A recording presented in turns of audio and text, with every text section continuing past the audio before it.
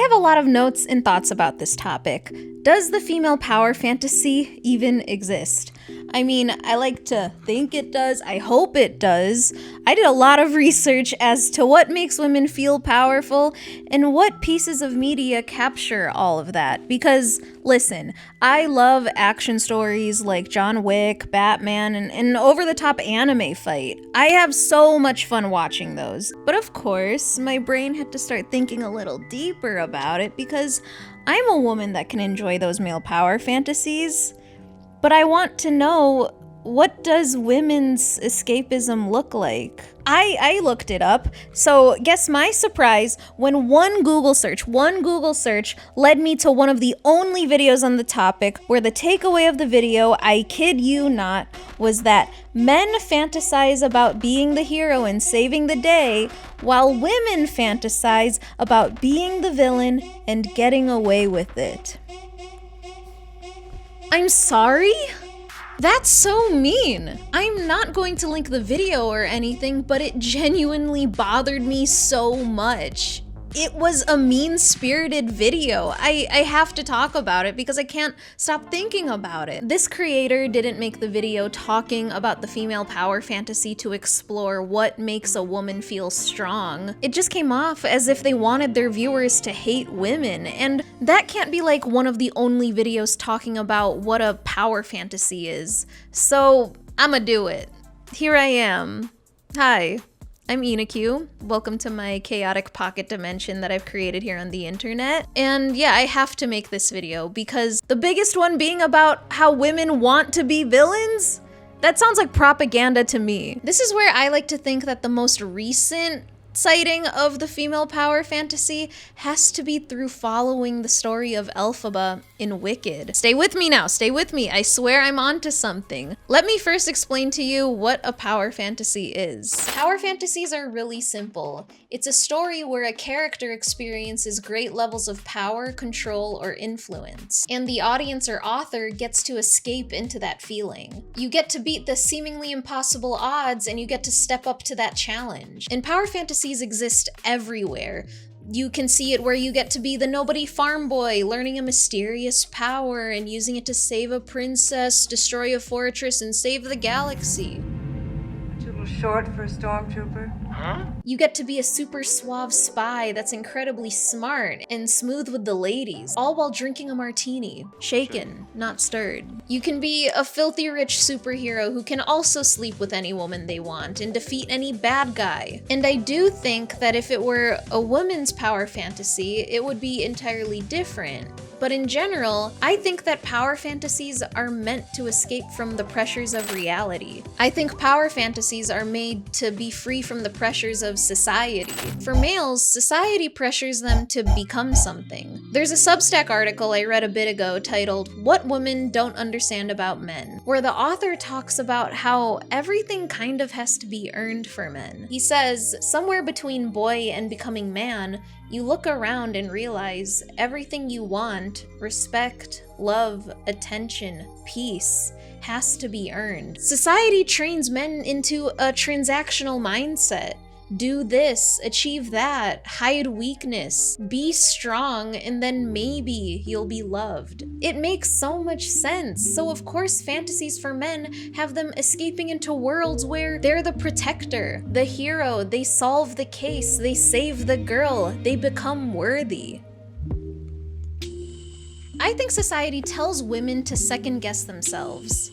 A lot. I started questioning gender-based assumptions a long time ago. To doubt our feelings, our instincts, our basic perceptions, you know? When I was 8, I was confused at being called bossy. Telling someone, hey, this kind of bothers me, is looked at as making a problem. Setting boundaries is kind of selfish. Why would you be selfish? Stop the rhetoric that a woman is crazy or difficult. Expressing anger, frustration, or joy is seen as too much or nagging. We're indirectly trained to doubt ourselves the moment that we can form our own thoughts. Guess you should have stayed home in the kitchen, eh?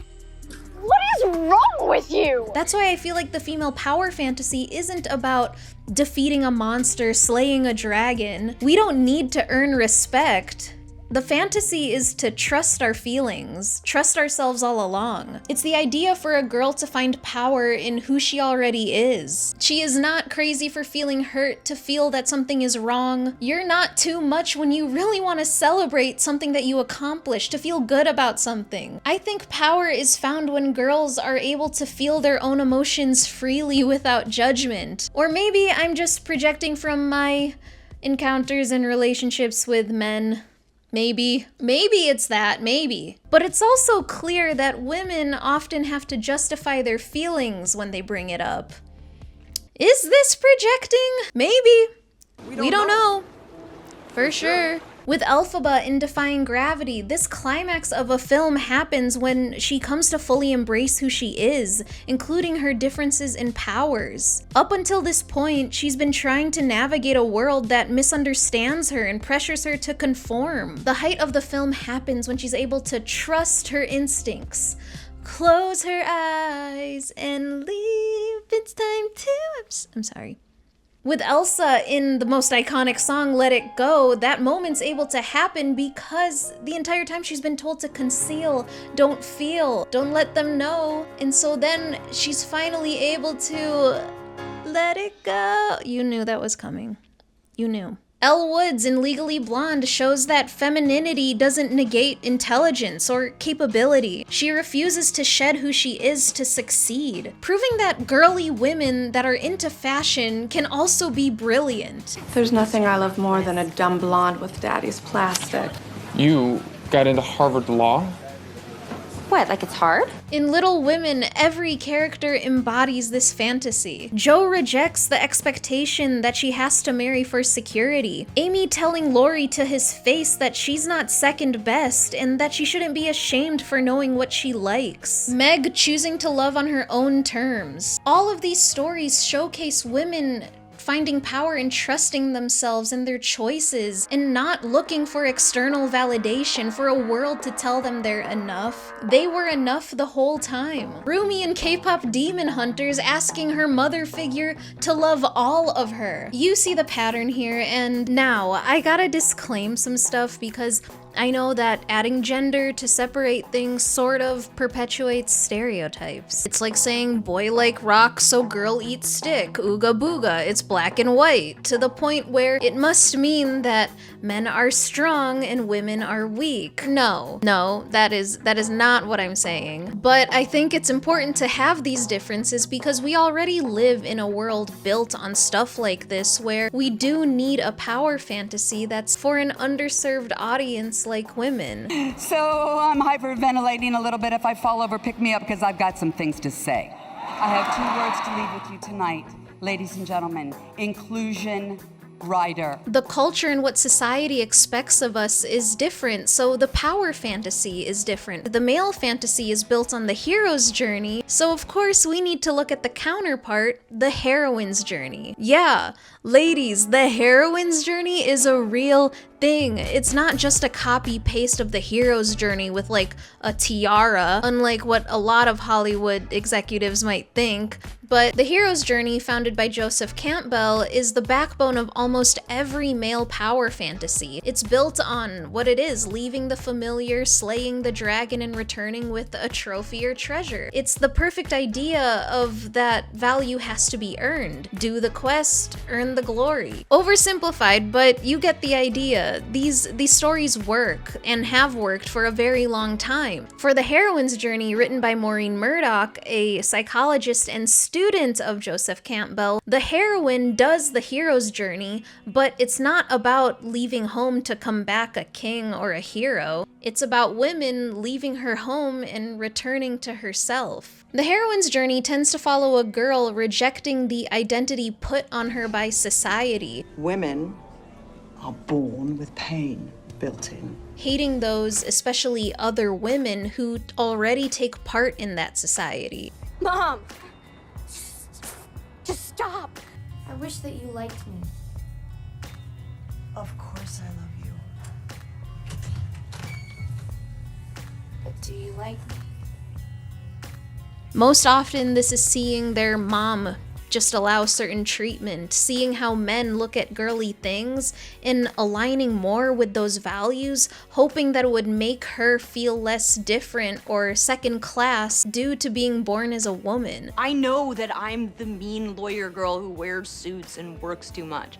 And you're the really fun teacher girl with all the colorful skirts and you bake things. This is why women judge other women a lot. Men already judge women a lot, and the world has been run by men, so... I just feel like you guys bond so well because, like, you're super into makeup, and I'm obviously not as into makeup as you. This is why we have the pick-me girl, and hate the girls that say they're not like other girls. A lot of the time, those types of girls that are rejecting pink or makeup is not because they hate being a girl, but it's really because they want to have the chance to discover who they are outside of what society tells a girl to be. Fisheye lenses are cool. So when I was around like maybe 8 years old, 9 years old, my parents gave me a Nintendo DS for Christmas, and I was kind of embarrassed by it. Not because it was like I play video games and it's lame to bring your DS to school or something, but because it was the color pink. I remember complaining to my parents, and so my mom bought me the blue case. Like, hold up. Ooh, dirty. Look at her. Yeah, Sabrina. I covered it up with a blue case because I hated that if it was pink, I was correlated with being a girl. Girls aren't good at games, and I thought I was pretty decent, so if I had a blue case, maybe they'd look at me as a real opponent. I thought my male cousins would want to play with me more if I had a blue DS. I went through this journey, and that part of the journey right now is the trials, where the girl will do whatever it takes to just not correlate herself with the femininity. The heroine in her journey will put a blue case on her pink DS. That girl will make an anime channel where she shits on female characters because that's what other men do. And then she might grow to realize that that's not the kind of girl she wants to be. They say ambition is an unattractive trait in a woman. Maybe. But you know what's really unattractive? Waiting around for something to happen. Staring out a window thinking the life you should be living is out there somewhere, but not being willing to open the door and go get it, even if someone tells you you can't. Being a coward is only cute in The Wizard of Oz. In Wicked, Elphaba gets recognition and everything that she's ever wanted. Recognition from the wizard. She can finally be accepted in society and end her journey next to the wizard, and even like show up those people that made fun of her along the way. This would be the hero's journey. That's where it would typically end, but not for the heroine. At the fourth step in the heroine's journey, the girl gets her dream, but isn't fulfilled. She learns that in rejecting who she was only alienating other girls like her too. She's no better than the society that she was running away from. Elphaba in Wicked sees the bigger problem, the animals or Ozians that are mistreated and misunderstood like her are still suffering. So her goal is no longer to be accepted, but to change the world that was already putting her and people like her down. The heroine realizes this and gets to the best step in the heroine's journey, the initiation and descent into the goddess. What a title! The girl has to fall to find fulfillment in the story. Murdoch writes, when a woman has made the descent and severed her identity as a spiritual daughter of the patriarchy, there's an urgent yearning to reconnect with the feminine. There's a desire to develop those parts of herself. While on the heroic quest, the heroine has to face her own parts of her that she rejected and even embrace it. This is all a really rough retelling of the heroine's journey. I say read the book, or Breaking Down Patriarchy has a great video going into the details of each part of the heroine's journey if you want to learn more about it. But I need to point this out because in Hollywood, the girl boss that we get marketed so often, that's why they often fail as great female representation. Yeah, I guess every lonely girl would hope she's a princess. And somewhere, one little girl is... But not to say that every Hollywood movie misses the mark for female power fantasies. There are a lot of good ones, and I mean a lot. I just didn't know how to point them out. Okay, so controversial take, maybe, but I believe that the Disney princesses are great heroines and great examples of the female power fantasy. And I know people like to just paint them as just damsels in distress, waiting for Prince Charming, but they're actually very complex characters. And I used to be one of those people that loved Disney and then started talking down on it. Heroine's journey, she strikes again. But it's because there's a big agenda here on YouTube where it's fun to put down Disney while uplifting other studios like Ghibli movies. And I get it, but I can tell you now that I've matured, I take it all back. These are girls who always prove that they're strong in their own way. Ariel saves her prince not once, but twice in the movie. Rapunzel is the power fantasy by literally going against her mother, who is constantly telling her that she's crazy, only to learn that she needed to believe in herself because she was right all along. Not Disney, but Princess Fiona, who was punished with a curse that was put on her. She grew up being different and learned that that was the part of her that she loved the most. And then one of the most overlooked princesses that I think embodies the female power fantasy entirely is Cinderella, who is basically the Superman of Disney princesses. The most iconic, but also the most misunderstood. She's the face of what you would think of when you say a girl deserves princess treatment. But Cinderella doesn't have the princess treatment at all in her story. This girl is abused, taken advantage of, and for a night gets to play pretend. This is a princess whose biggest trait about her is having the courage to be kind in an environment that's constantly putting her down. She stays true to herself and her morals, what she believes in, so then when she finally gets to have a moment to escape her miserable, abusive life, we as women get to live through that. And then the prince has to go to her and presents her the glass slipper. And then when the prince has to see if the glass slipper fits, he has to accept her for who she is. Just a simple country girl, a maid who has no prospects, no money, no crypto. Would she still be enough? And she's more than enough. Her character made her already enough. There's no question as to why little girls look at these stories in the same way that, like, we look at Spider-Man. But of course, not everything in life is exactly a fairy tale. Horror is known to be a feminist genre. You have the final girl trope. This is a girl who listened to her instincts. In a slasher film, everyone else, the jocks, the partiers, often the authority figures, are dismissive or oblivious, and the power fantasy for the women watching is that you're not crazy for feeling unsafe. In modern horror, like in The Witch or Midsummer, liberation isn't through surviving, it's through rejecting the toxic, constricting society, the failing family, the dismissive boyfriend. The heroine burns down the world that failed to validate her. This is where the idea of the women want to be villains and get away with it, that idea, that's where this comes from. The people around her failed her, so of course it's from a woman who's had enough. The fantasy is made from the men who set this system up. The patriarchy runs so deep, it affects the woman's power fantasy. We get horror movies with female vampires where they can be as animalistic and eat as much as they want, because women and their relationships to food has always been a topic in a girl's life from a young age. It's been the topic in a girl's life all the way down to the first woman who was punished for eating an apple. That's why we have movies like Jennifer's Body. That's become a cult classic because it's a commentary on how women are victims of patriarchal violence. The girl who was objectified and assaulted will come back angry. The hungry woman is seen everywhere in horror. Horror lets them be monsters without shame. Shanspeare made a great video on this. Check that out if you want more insight on it. Finally, there's also female power in the stories where we find empathy for the villain. These would be retcon stories or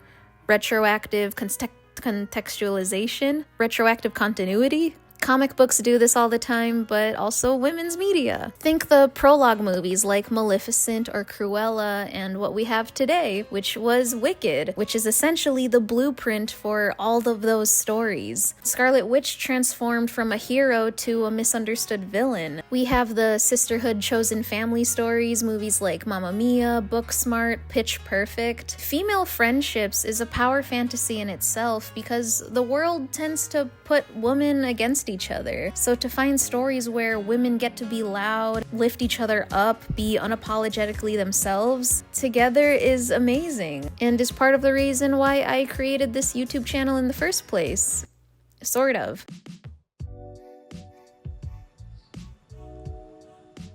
So doing the research and writing this video, this became so much more to me because I'm a girl who loves anime and video games and movies with a big male audience. Like, these films were kind of made to resonate with boys, and they resonate with me too, and I have a YouTube channel where I talk about all of those things. I especially talk about those things by separating myself due to being a woman. Like, is it bad to be a girl in like shows with fan service? Like, stuff like that, you know? I felt like I was really just using my gender to separate myself when in reality I wanted to fit in. And I didn't like that. I became like people would call me the feminist anti-tuber, but like it's derogatory, or like a femcel. Either way, it was really labeling me, like how in the video game community, by default, someone would call me a gamer girl when, why can't I just be a gamer too? Like, calling out that I'm a girl